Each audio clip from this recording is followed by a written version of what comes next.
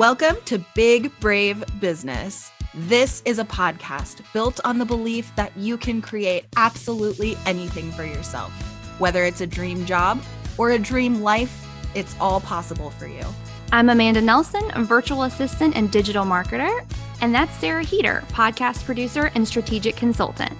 Each week, we will share insights from working with dozens of clients, stories of how we got where we are, and encourage you to see us as your new business besties. So grab a cup of coffee and let's talk being brave in business. Welcome back to Big Brave Business. This is actually our third episode in a row that we're recording. Amanda, how you doing? You hanging in there? You know, I'm doing great. Do you like people knowing that we batch work? I feel like very much what we do around here is like talk real talk about what it's like to have a business. I mean, having a podcast, listen, yeah, when we get a chance, we record multiple. We don't always, we shoot for it. I think a lot of that mindset for me that I'm like, oh, I don't know if I want people to know that is because whenever I preach to my clients to batch their content for social media, I'm like, change your shirt so people know you didn't post it all at the same time. Go outside, post inside, wear something different, do your hair up one way. You know what I mean? So people know that you didn't batch work. And here I am. I'm like, part of that is because on social media, it's so visual that if you're giving the same visual over and over, people stop having like a stimulated response. Like they'll scroll by. I don't think it's the same thing with a podcast. And plus, to me, it's the nature of our podcast is that we talk about like real talk. So I don't want to like pretend anything. Okay. It is what it is. I'm very excited that we're going to be talking about this topic today because you and I have very differences of opinions, I think. Not very, but we differ a little bit on networking and if it's great, if we hate it, if we love it. If we do like it, what do we like about it? And if we hate it, I do. What do I hate about it so much? So, Sarah, tell me a little bit about what networking you currently do and how you feel about it. So, what I think is really funny about this is I don't actually think we entirely disagree. I think the differences come from we have very different personalities. So we both, I mean, everybody hates networking. Nobody's like, yay, let me go to a happy hour and slap on a sticker name tag and like make small talk. I think there are some like misogynistic, narcissistic people out there that are like, oh yeah, a chance to talk about myself and how great I am. Okay, well, I love talking about myself, but that's totally different. That's totally different. No, I feel like networking is usually done really badly, and that's why it sucks. But I also think that networking effectively is everything as far as building actual relationships with a wide net of people. And I'm going to go ahead and tap in our previous episode. The one that came out last week was all about branding. And one of the things you specifically touched on is wanting to be able to be a connector of people and meeting different people and having genuine whole person connections with people and then being able to introduce them to each other. And that literally is networking. So I feel like it's just that networking needs to look different depending on your personality type and your business goals and like what you want to accomplish. And yeah, but I would say like that's where I would probably start is like literally what is networking and does it matter? And if so, why? Okay. So are you asking me that? Well, but also I guess, how do you feel about networking? All of the above. Go for it. Okay. So just my thoughts on networking in general. Networking to me is cold. It's unfriendly, fake, and it's small talk. And I hate small talk. I want to get to know about you as a person and your kids and what makes you tick and all that while we're having like deep conversations. And I'm not saying you can't do that in networking, but I feel like they are strategically created for small talk. I just don't love it. I don't love it. I never have though. Even like when I was in church and we would have youth group and it was like, let's sit in a circle and talk about like, let's just have a conversation. I was like, why? Like I just have never really understood it. But it's interesting that my favorite thing to do is listen to podcasts. People just talk about things that they love. It's ironic. I just don't love small talk in general, which is probably why I was not a very successful dater. Like, to be fully honest, really similar, don't they?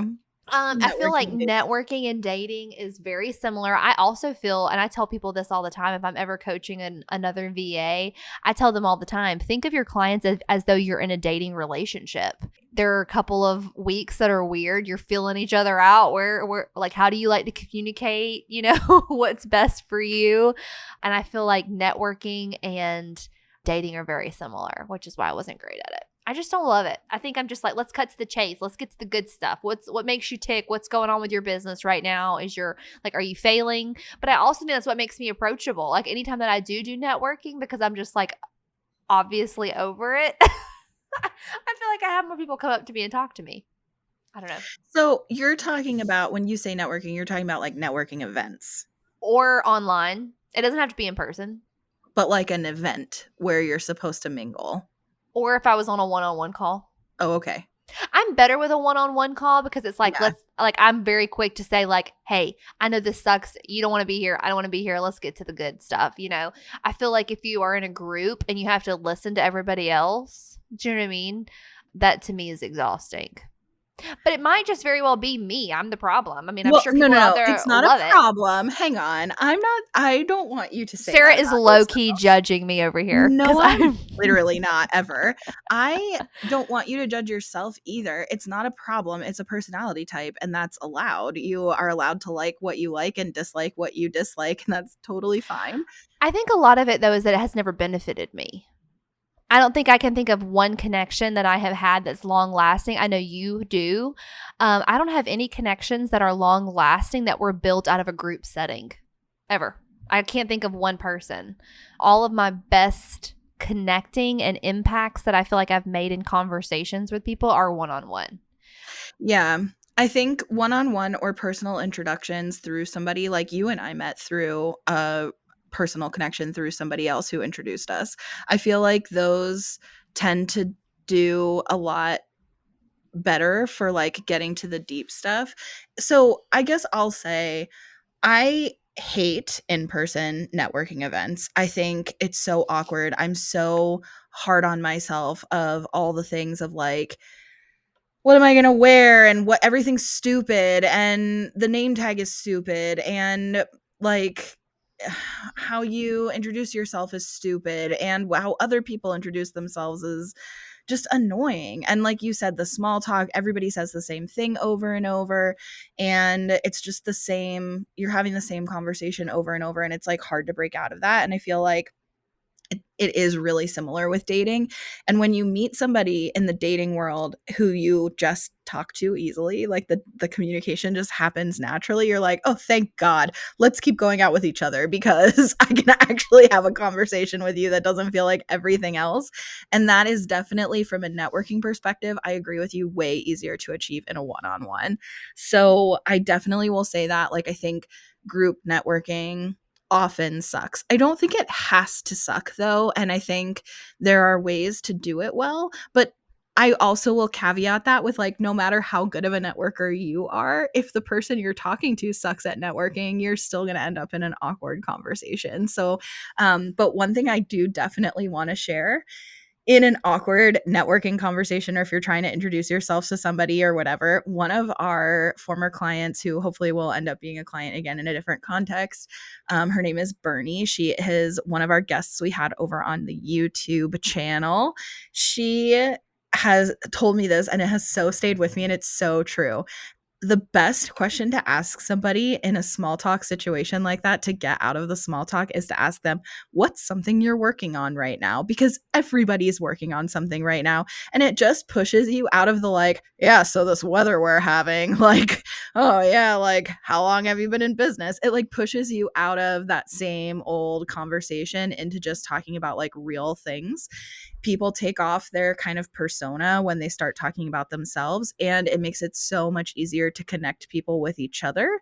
Because the example she gave me is like, oh, so and so's renovating their kitchen, and you also know a kitchen contractor, right? And so being able to connect them with each other is really easy. So that's my favorite like go-to question, is like, what are you working on right now? Because everybody's working on something. And you Yeah. can like push past the bullshit. That's a really, really good question. Can I tell you a funny dating story? Sure. Yeah. Tell us all the So, things. no, I'll just tell you this quick one. This is, I was online dating and I got matched with someone who was the head of marketing for I'm not going to say which one, but a local marketing agency in town that is very impressive. And so I was super stoked to go out with this dude, even though he really wasn't my type. And this just goes to tell you how much I hate like small talk and people that can't carry on a good conversation, which is why the millisecond that I knew Drew could have a great conversation, I never let him out of my sight again. I moved him in on the second date and we got married very quickly because I was like, oh, great, you're not going anywhere. I'll never find anybody else that will ever have a conversation with me like this again.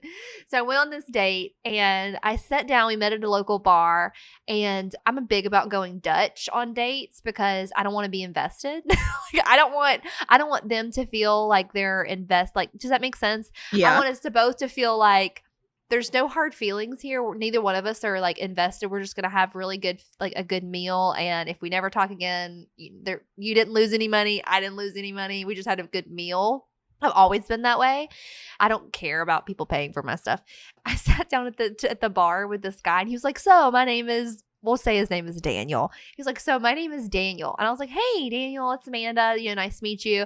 And I sit down, I order a drink, and he goes, first thing out of his mouth after he introduces himself to me, he goes, so I got to know, who do you think, I can't believe I'm about to tell this story. He said, who do you think is the real hero in Lord of the Rings? And looks at me. You know me, Sarah. You know my face. I can't hide how I feel about anybody or anything. I put a $10 bill down on the counter and I got up and I walked out. And I never talked to this person again. Wow. Have you ever had something like this happen to me? Like, dead serious. No. Am I an Wow. asshole? That's the kind of stuff, if that ever happened in a marketing, like in a networking event, I would leave. I would do exactly like I did. Like, nope, okay, this isn't going to work out. Thank you for your time. Thank you for your time. I'll pay for my drink now and I'll leave. Interestingly, for me, I think it would depend what they asked. If it was something that I couldn't What if speak it was to, that question?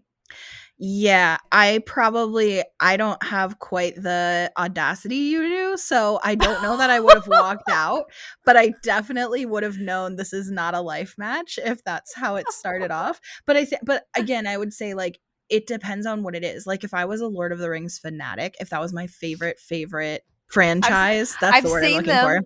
I've seen them. I'm Same. not Yeah, that yeah. invested. Agreed. I was like, Agreed. I let's have just not waste no our objection time. to Lord of the Rings, but it's not my thing, per se. I don't dislike it. I've seen it. I'd watch it again. I don't care. I probably don't plan to ever read the books, but I mean, I have no objection to it. But yeah, I wouldn't be able to speak to that. And I could speak to pretty much anything. Listen, I'm a talker. But yeah, if you asked me a question though about something I really, really loved, and I'm trying to think of an example that wouldn't be weird. Like, the thing that immediately comes to mind that you and I both love is Gilmore Girls, but it would be weird if a date asked you that if it was a straight man. I would be like, oh, you stalked me on Instagram. That's what I would say. Oh, you stalked me on Instagram.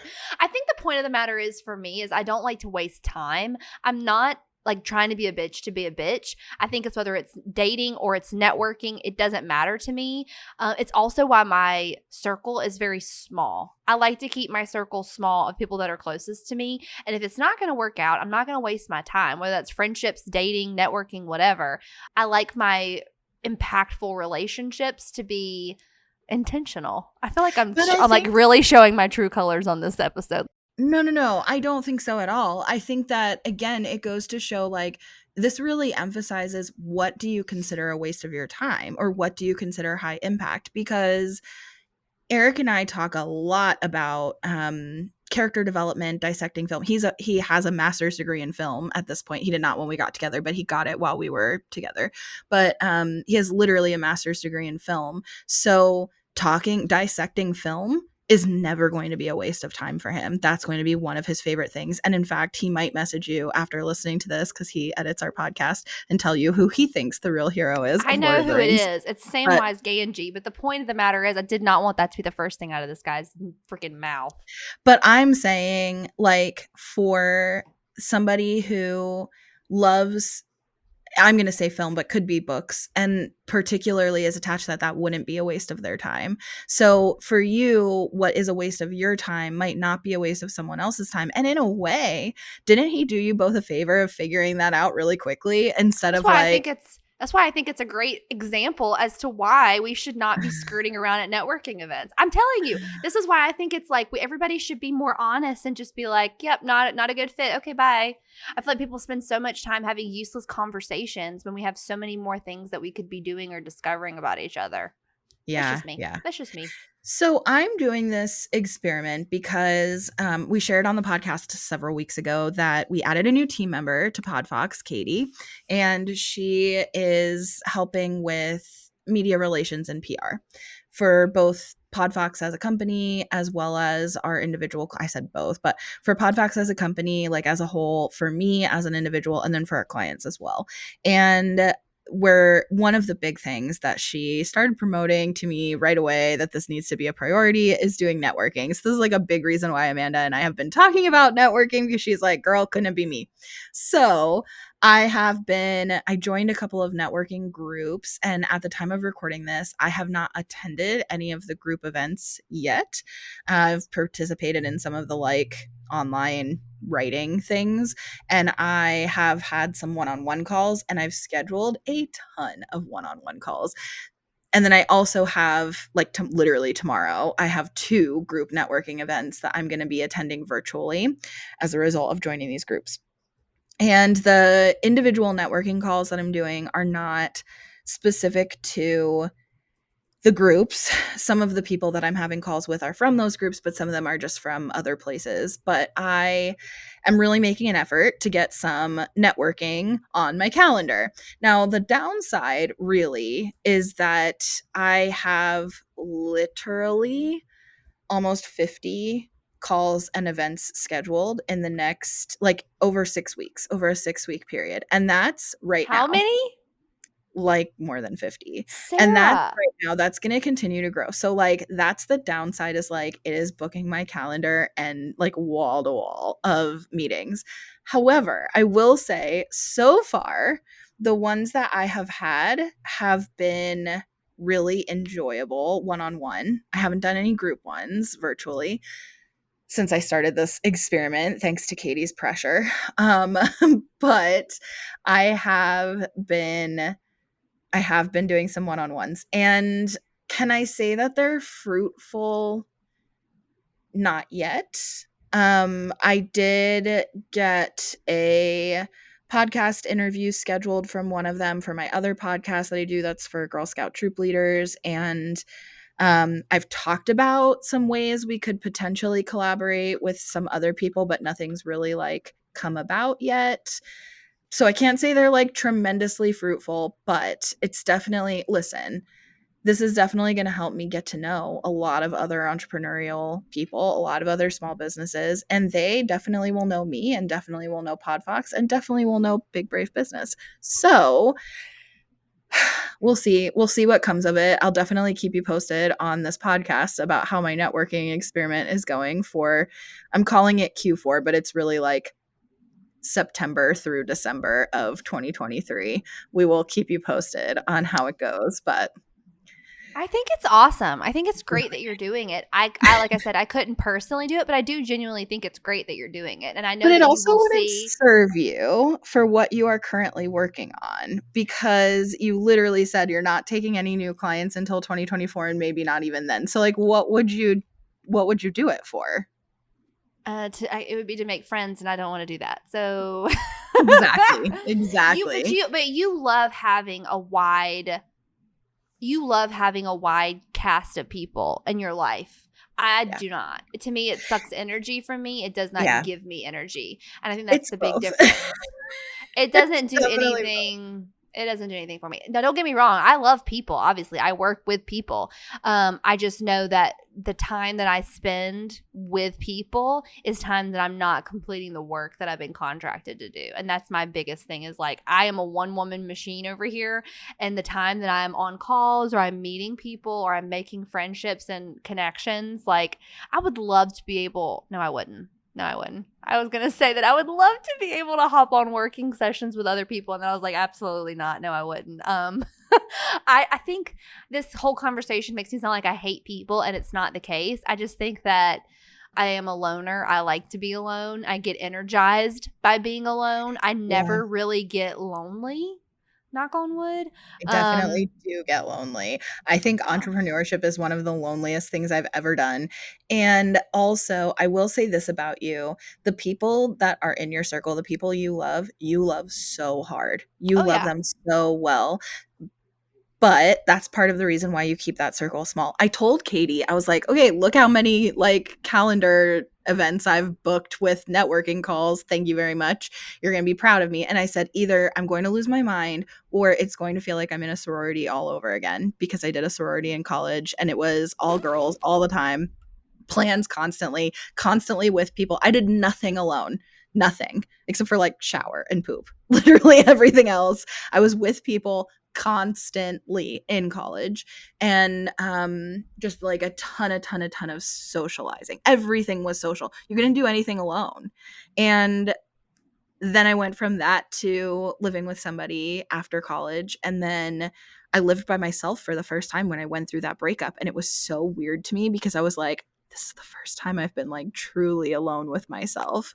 And I got good with it. But it is interesting because now working from home, like I'm definitely much more of an introvert than I ever was in the past in my life. But now working from home, I do get fucking lonely. I do go stir crazy. I can't stand when I only see the four walls of my office. And I love Eric so much. He's my best friend. But if that's the only face, if we're only seeing each other, like we need to be social with other people. Like I need that. I definitely get stir crazy, but it's never just the other people. It's like I need to get out of the house. I've been looking at the same like four walls for the past week and a half. I should probably get outside and just see people, but that doesn't mean I want to have conversations with people. And all it takes me about is 30 minutes at a store, and I'm like, okay, I'm ready to go. I'm ready to go back home now. I'm just naturally a homebody, and I'm naturally a loner. I love to travel. If I have somewhere to go and like an intention, there's intention behind the meeting, or there is intention behind like whether it's going to meet my best friend's new boyfriend. Like if we're going to dinner to meet, like there's a purpose to the meeting. I love it. I love it. My dad is the most outspoken, most like Mr. Rogers is best friends with everybody. It drives him absolutely insane that I never leave the house, or that I don't like You know, when constantly go out people and do that. say about somebody like she never met a stranger, Yeah. you know that expression, like Yeah. you could just talk to anybody. I always wanted to be that person. I have not ever been good at it because I'm so awkward. Like you said, it either clicks or it doesn't. Like I can't just do the like small talk shit. We either are going to click and we'll just have a lot to talk about right away, or we don't. It's awkward. It's painful. We both hate it. And then we never speak again. You know, I consider myself someone who doesn't really meet a stranger. I'm not saying we're going to be best friends. I can't think of one person that I wouldn't be able to like find some kind of common ground with, or I'll give it my best shot and I'll walk off laughing because you can't connect. Like you know what I mean? I don't ever see myself as someone. I can't think of anybody. I mean, there are people that I've are definitely had obviously some like not my painfully people. awkward. Oh, yeah. But I mean, I'm never like scared to go talk to somebody. I've never met someone and like, oh, I can't go say hello. I mean, I'll say hey to anybody. It's not that I'm scared, but I would prefer not to. Like, I'd just rather not. I'd just rather just put my hood up and just mind my own business or whatever. Not literally. I don't really wear hoods, but you get my point. Like, I'm just going to put my head down and just mind my business, and like I don't need to be social. Not here to be social. I don't need to wave to my neighbors. I do because I'm trying to be a good neighbor, but I don't want to talk. Yeah. And see, I don't know. Part of me would love to be able to say I wish I was different. But I'm very content. I mean, I remember coming home from working in corporate and being so like socially drained that I would cry my entire way home. Like just feeling like I want to be left alone. And I had my own office with my own door. Like I was in my own office, but people would come by and say hello. I'd go heat up my lunch. I'd see people in the lunchroom. Like I just want to be left alone. Like I just please like leave me alone. And I don't know. I just don't have the older I get, the worse it gets. I probably will be one of those old ladies who just doesn't have like anybody. But to your point, I have a good group of about 10 people that I care about very, very deeply. And I'm an Enneagram 6 for a reason. I am the loyalist. You know, I'm committed to the people that I care about. But yeah, I don't know. Please come talk to me at Big Brave Business or at Amanda Nelson Reads. You can find Sarah at Sarah K. Heater, and tell me if you think I'm an asshole for not staying on the date with the guy. I wish I would have never told that story. I thought you were going to cackle and you were like, well, that's not a bad question to ask. I mean, okay, God, I can't imagine you in that situation. It's like the last thing I could picture you, like, being a good match for you, of starting off a first date that way. But I feel like I'd just rather know if it's a bad match right off the bat. I wish that we could all do that more. Yeah. And I did. And listen, I don't want to waste time investing in somebody, especially from a dating perspective, if it's not a good fit. I'd rather just know. Can we just be ourselves instead of trying so hard to be like acceptable right from the get-go? I don't know. I'm a very no games dating kind of person. But with like work or friendships, I'm a lot more tolerant of, we try to be agreeable and we try to be likable. Oh, yeah. But in dating, I just am not. Like, this is what you're going to get. What you see is what you get. I totally told Drew on our first date, like, my butt hit the seat and I was like, hey, I don't want kids and I'm not religious. And he was like, this is going to be great. He was like, this is going to be great. And anyways, that's how we started ours. I was like, this is because down here, everybody's ready to be a housewife and they want to go to, you know, First Assembly of whoever the hell. And I'm just like, let me just go ahead and set the record. This is what I'm here for. And I was like gauging reactions and he was like, we're going to be great. And I was like, okay. And from there we were. So I don't know. I'm very much so a believer in that. And this was not a dating conversation. We're both in very much so committed relationships. But there you go, guys. Yeah.